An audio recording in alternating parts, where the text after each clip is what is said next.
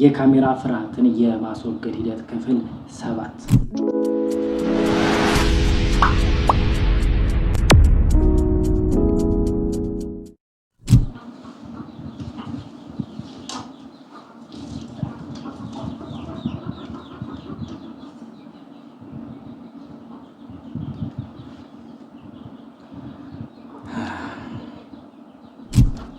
ሰላም ውድና የተከበራችሁ የኢትዮ የዩቲዩብ ቻናል ተከታታዮች እንደምን ቆያችሁ? በዛሬ ቪዲዮ ደግሞ ክፍል 7 የካሜራ ፍርሃትን የማስወገድና ሀሳብን የመግለጽ ችሎታን የማዳበር ሂደት ስለ ዩኒቨርሲቲ ቆይታዬ የማወራላችሁ ይሆናል። በነገራችሁ ላይ የቪዲዮ ምንም ስክሪፕት የለውም፣ ምንም አይነት ዝግጅት የለውም። ጀስት ዶንት ኤክስፔክት ቢግ እና ምንም አይነት የተለየ ነገር እንዳትጠብቁ እንደተለመደው ስቶሪ ታይም እና እንዲሁም ደግሞ ካለመፖሰት ይሻላል በሚለው ኮንሴፕት እንደሆነ ማስታወሻ እንድትይዙልኝ እፈልጋለሁኝ። ለዚህ ቻናል ደግሞ አዲስ የሆናችሁ ቻናሉን ሰብስክራይብ እያደረጋችሁ እንዲሁም ደግሞ ይህ ቪዲዮ ላይክ እያደረጋችሁ እስከ መጨረሻው እንድታዩትና ሀሳብ አስተያየቶቻችሁን ደግሞ ኮሜንት ላይ ልታስቀምጡልኝ በአክብሮት ጠይቃችኋለሁኝ። ወደ ቪዲዮ እንሄዳለን። በዚህ ቪዲዮ እንደነገርኳችሁ ረጋ ያለና እንዲሁም ደግሞ ቀለል አድርጌ ነው የምሰራው። አይ ዶንት ኤክስፔክት ኤኒቲንግ ፍሮም ኤቭሪዋን ጀስት አፕሎዲንግ ቪዲዮ ኤንድ ኤክስፔሪንሲንግ ካሜራ ፊር ኤንድ ዴቨሎፒንግ ሰልፍ ኮንፊደንስ ዛት ኢዝ ማይ ፖይንት። ሌትስ ቢገን።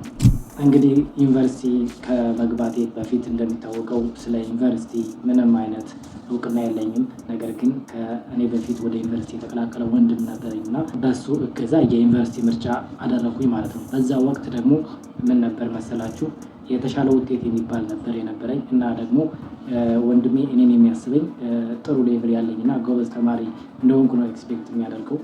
እንደዛ ነበርኩ የመጣሁበት መንገድ። ነገር ግን ሃይስኩል ላይ ትንሽ ድሮፕ ዳውን ያደረኩበት ነገሮች ስለነበሩ ብዙ አልነበርኩም። እንደዛም ሆኖ ግን በሰዓቱ ቆንጆ የሚባል ውጤት ነበረኝ እና ከዛ ውጤት አንጻር ወንድሜ ደግሞ አሪፍ የሚባለው ዲፓርትመንት ብሎ ያሰበው በሰዓቱ አዘር ሄልዝ እና እንዲሁም ደግሞ ይሄ ኤችኦ የሚባሉ ሁለት ዲፓርትመንቶች ነበሩና እነዛን እንዲያጠና ይፈልግ ነበርና ምን አደረግን? እንደሚታወቀው እኔ ወሎ አካባቢ ልጅ ነኝ እና ከዛ አንጻር ብዙ ተማሪዎች ወሎ ዩኒቨርሲቲን አይመርጡም። ስለዚህ አንደኛ ወሎ ዩኒቨርሲቲን እናድርገው ዘንድ ይሄ ደግሞ ዲፓርትመንቱን ደግሞ አዘር ሄልዝ እንዲደርሰን በሚል በመሰለን ማለት ነው።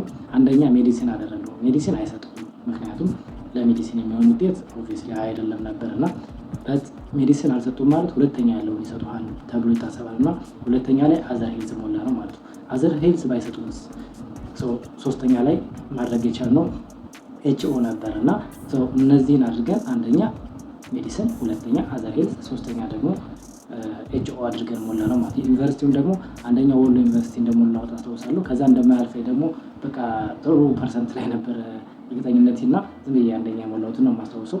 እንደዛ አድርገን ሞላ ነው። ነገር ግን ዩኒቨርሲቲ ምደባ በመጣበት ወቅት የደረሰኝ እጅግ አንኤክስፔክትድ የሆነ ዲፓርትመንት ነበረ ማለት ነው። እሱ ምንድነው? ኮምፒውተር ሳይንስ። ይገርማችኋል፣ እኔ ኮምፒውተር ሳይንስ ተምሬ ውጤታማ ሆናለሁ ብዬ አስቤም አልሜም አላውቅም ነበርና ስንተኛ እንደሞላሁትም ሁላ አላስታውስም ነበረ። ኤክስፔክቴሽን ከአዘር ሄልዝ እንደማያልፍ ነበርና ያን ያክል ኮምፒውተር ሳይንስ ይደርሰኛል ብዬ አላሰብኩም። እስከዛ በኋላ ስጠይቅ በማይበት ሰዓት በኋላ ኮምፒውተር ሳይንስ የሞላሁት አራተኛ አድርጌ ነበር እና አራተኛ የሞላሁት ዲፓርትመንት ደረሰኝ ማለት ሲደርሰኝ በቃ እኔ ፊል ነው ያደረኩት። ምክንያቱም ከዛ በፊት ስለ ኮምፒውተር ቤዚክ የሆነ እውቀት ነው ምንም አይነት ነገር አልነበረኝም። እንደምታውቁ ደግሞ የገጠር ሃይስኩሎች ያን ያክል የኮምፒውተር አክሰስ ስለሌላቸው ላብ ክላስም እንደ ልብ አንጠቀም። እንዲሁም ደግሞ እንደዚህ ኢኮኖሚካሊ ዝቅ ያልን ቤተሰብ ልጆች ደግሞ ኮምፒውተር የምናገኝበት ሁኔታ ጠባብ ነው እና ከዛ አንጻር እኔ ከከተማ ልጆች ጋር ኮምፒውተር በደንብ አክሰስ እያደረጉ ከተማሩ ልጆች ጋር ኮምፒውተር አድርጌ ዩኒቨርሲቲ ላይ ጥሩ ውጤት ሰርቼ የምወጣበት አጋጣሚ ይኖራል ብዬ አልጠበቅኩም ነበር እና ከዛ አንጻር ትንሽ ፍራስትሬሽን ውስጥ ገብቼ ነበረ። ነገር ግን ዩኒቨርሲቲ ውስጥ ከገባው በኋላ ያገኘሁትና ያጋጠመኝ ነገር እጅግ ዲፈረንት የሆነ ነገር ነበር ማለት ነው። የሚገርማችሁ እኔ እንደጠበቅኩ ሳይሆን የአዲስ አበባ ልጆች እና የከተማ ልጆች ዩኒቨርሲቲ ያን ያክል አይደሉም መሰለኝ፣ አልነበሩም በእኔ ባች። ሲቀጥል ደግሞ እኔ ጋር የነበሩ የገቡት ጀስት እንደኔ የነበሩና እንደኔ አይነት ስታተስ ያላቸው ልጆች ስለነበሩ ስለ ኮምፒውተር ኦልሞስት ሁሉም ማለት ይቻላል ያን ያክል የምናውቀው ነገር አልነበረም ማለት። ሲቀጥል ደግሞ ዩኒቨርሲቲ ላይ የተለየ ኮንሴፕት ነበረ ማለት ነው። ያ ማለት ምንም እንኳን ሃይ ስኩል ላይ ጥሩ ቤዚክ ኮምፒውተር ስኪል ምናምን ይዞ መሄዱ መልካም ቢሆንም ሄደን የተማርናቸው ነገሮች ግን ኦል ኢን ኦል የተለዩ እንደሆኑና እንደ አዲስ እንደምንጀምር ሲሆንልኝ በቃ ጥሩ ነገር ተሰማኝ ከገባ በኋላ ማለት ነው። ሲቀጥል ደግሞ እየተማርኩ አንደኛ ዓመት ሁለተኛ ዓመት እየደረስኩ በሄድኩበት ሰዓት እንኳንም ይህን ዲፓርትመንት አጋጣሚ ምናምን የሚል እንደውም ጥሩ አጋጣሚ እንደሆነ ውስጥ የተሰማኝ እና የሚገርማችሁ ነገር ነገሮች እንዳሰብኳቸው አልነበሩም። እንደውም ጥሩ ውጤት የሰራሁበት ዲፓርትመንት ሆኖ ነው ያገኘሁት። በተለይ ፕሮግራሚንግ እና እንዲሁም ደግሞ የቴክኖሎጂ ኮንሴፕቶች ላይ ጥሩ ውጤት ነበር የምሰራው። ያው ምናልባት ኮምፒውተር ሳይንስ የምታውቁት ከሆነ ማትስ ይበዛበታል። እኔ ደግሞ ናቹራሊ ማትስ ላይ ብዙም አይደለሁም። የሚገርማችሁ ነገርና ውጤቴን ብታዩት በጣም ነው የምትገረሙት። ቴክኖሎጂ እና እንዲሁም ደግሞ ፕሮግራሚንግ ኮንሴፕቶች ላይ ጥሩ ውጤት እስከ ኤ ፕላስ የማመጣበት አጋጣሚ አለ። ማትስ እና ካልኩሌሽን ነገሮች ላይ ደግሞ እንደ አጋጣሚ ሆኖ በጣም ዝቅ ያለ እስከ ኤፍ የፋኩበትም አጋጣሚ አለ። ኤፍ ኤክስ ምናምን የሚባል ነገር አለና እዛ አይነት ድረስ ሁላ የደረስኩበት ሁኔታ ነው ያለውና እና የሚገርም አይነት ባህሪ ያለኝ ተማሪ ነበርኩ። በዛ በሁለቱ መካከል ያለው ውጤት ተጫምቆ መልካም የሚባል ውጤት ይዤ ከዩኒቨርሲቲ ልመረቅ ችያለሁ ማለት ነው። ያ እንግዲህ የዩኒቨርሲቲ ቆይታዬ ይህን ይመስል ነበር በአጭሩ ማለት ነው። ያን ያክል ዲቴይል የማወራበት ሰዓት ስላልሆነ ኤኒዌይስ ግን መልካም የሚባል ውጤት እና ስታተስ ይዤ ከዩኒቨርሲቲ ልመረቅ ችያለሁ ማለት ነው። አሁን ደግሞ ከዩኒቨርሲቲ ግራጁዌት ካደረግኩኝ በኋላ ያጋጠመኝን ነገር በአጭሩ ልንገራችሁ። ከዩኒቨርሲቲ ከወጣሁኝ በኋላ እንደምታውቀው ኮምፒውተር ሳይንስ ሲባል ጥሩ ዲፓርትመንት ነው። የስራ ዘርፎችም ይኖሩታል ተብሎ ይታሰባል። እና ወደ አዲስ አበባ ነበረ በሰዓቱ የሄድኩት። አዲስ አበባ ላይ ሆኜ ግን ብዙ ስራዎች ይወጣሉ። አፕላይ እናደርጋለን። ጓደኞቼም ነበሩኝ እኔ ጋር የተመረቁ። ግን ደግሞ የሚገርማችሁ ነገር አይደወልልም። 39 ያለው ጓደኛ አለኝ። ግን ደግሞ አብዛኛውን ጊዜ ሲቪ ከማስገባት ያለፈ ነገር አልነበረም እና 4 ወር ገደማ እንደዛ አይነት ሁኔታ ውስጥ ቆየሁኝ። ከዛ በኋላ ወደ ሀገር ቤት ተመልሼ ሄድኩኝ ማለት ነው። አዲስ አበባ ያለውኝ አንድ የገጠመኝን ገጠመኝ ልንገራችሁ። አጋጣሚ የተጠጋሁበት ቤተሰብ የሆነች ልጅ ነበረች እና እሷ ጥሩ ስታተስ ላይ ያለች ሴት ነበረች እና ስራ ነበራት እና በዛ አጋጣሚ ደግሞ ትላልቅ ሰዎችን እና እንዲሁም ደግሞ እንደዚህ ከውጭ ዲያስፖራዎችን የምታገኝበት አጋጣሚ ነበር እና ከአንድ ዲያስፖራ ጋር በግል አናገረችው እና እንደዚህ ግራጁዌት አድርጎ የተቀመጠ ወንድም ነበረኝ እና ምናልባት ከቻልክ ብትቀጥረውና ብታሰራውና ብላ ማክረው ይዛ ሄደች ማለት ነው። ለመጀመሪያ ጊዜ ኢንተርቪው እንግዲህ ያኔ ሰውየውን በማድረግበት ሰዓት የጠየቀኝ ጥያቄ በጣም የሚገርማችሁ ነበር ማለት ነው። እኔ ያንተ ሰርቲፊኬት ያንተ ዲግሪ ሳይሆን የሚያስፈልገኝ እኔ የምፈልገው ነገር አለ ወይ የሚለው ነው እና ምናልባት ኮምፒውተር ሳይንስ ከተመረክ ስለ ወርድ ፕረስ ምን ታውቃለህ አለኝ ማለት ነው። ወርድ ፕረስ ምን እንደሆነ እኔ የማውቀው ነገር የለኝም።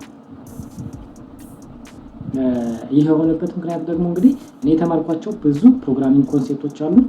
ግን ደግሞ እሱ የጠየቀኝ ወርድ ፕረስ የሚባለውን ኮንሴፕት ነበርና እኔ ከዛ በፊት ስለ ወርድ ፕረስ ምንም የማውቀው ነገር የለም ማለት ነው።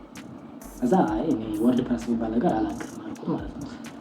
አታውቅም እንግዳውስ ምናልባት ጭካሽ ምናምን ብሎ ቀለል አድርጎ እሺ ለማለት ኮንታክት አደርጋለሁ ምናምን ብሎ በዛች ኢንተርቪው ብቻ ቻው ማለት ነው። ከዛ በኋላ ምንድን ነው የወርድ ፕረስ ብዬ ከቤት ከተመለስኩኝ በኋላ ሰርች አደረጉት ማለት ነው። ጉግል በማድረግበት ሰዓት ወርድ ፕረስ የሚባለው እንግዲህ የሚገርማችሁ የተለያዩ ዌብሳይቶችን ዴቨሎፕ ለማድረግ የምንጠቀመው የፍሬምወርክ ነገር ነው። ጀስት ድራግ ኤንድ ድሮፕ ማለት ነው።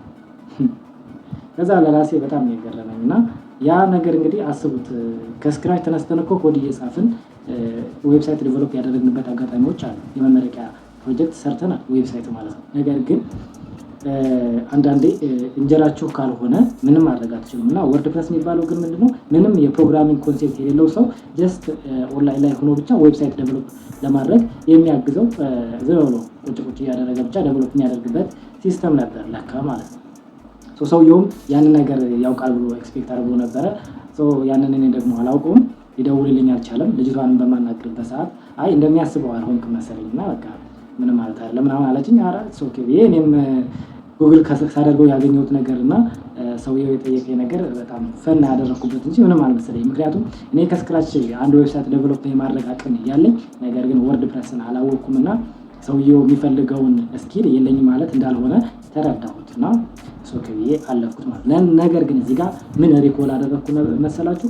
ዩኒቨርሲቲ ላይ በቆየሁበት ሰዓት ምን ያህል ራሴን የምለውጥባቸው አጋጣሚዎች እንደነበሩ፣ ነገር ግን አክሰስ ባለማግኘቴ ብቻ ሰውየው ጋር ያለኝን እድል እንዳጣሁ ሌሎች ነገሮችንም ማወቅ ያለብኝ ነገሮችን እንዳላወቅኩ ነው የተሰማኝ እና የሚገርማችሁ ወደ ዩኒቨርሲቲ በመልሳችሁ በሰዓቱ ያው ዝቅተኛ ገቢ ካላቸው ቤተሰቦች የተወለድኩ ልጅ ከመሆኔ አንፃር ዩኒቨርሲቲ ላይ ጥሩ አክቲቭ ነኝ። በጣም ኮዲንግ ጎበዝ ነኝ ብዬ ደፍሬ መናገር እችላለሁ። በሰዓቱ ክላስ ውስጥ ማንኛውንም አይነት መምህሩ ያስተማረውን ኮንሴፕት በደንብ አንደርስታንድ አደርጋለሁ።